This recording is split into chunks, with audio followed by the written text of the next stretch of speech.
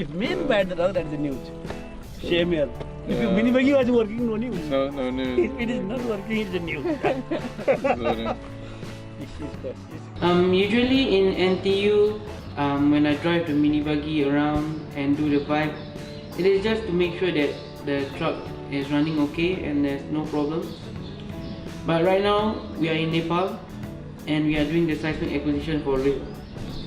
And given that the mini buggy is here for I think maybe the 4th time, we have to see whether it can be put through the test.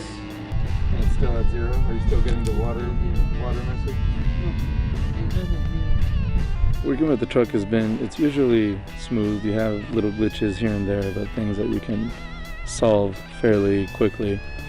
But this time we've had a lot of trouble. It come down, but it does not. Yeah, it started and then it would die. Yeah, then it died. The same motor. Yeah. So you can remove injectors here? Yeah. Just let's take them. Take them. Oh, yeah. So right now we are in the mechanic shop. They are actually running a test on the fuel injectors from the mini buggy engine. Sometimes we take it for granted that in Singapore when there's a problem it's like easily fixed. But over here a small problem can actually take a long time to fix because there is just lack of resources.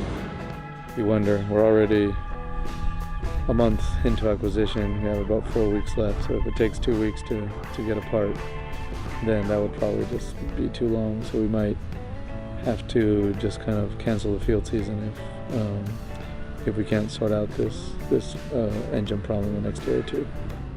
Yeah, so we will be heading back to Nepal soon again.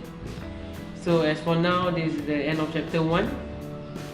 Hopefully chapter 2 will have a happy ending.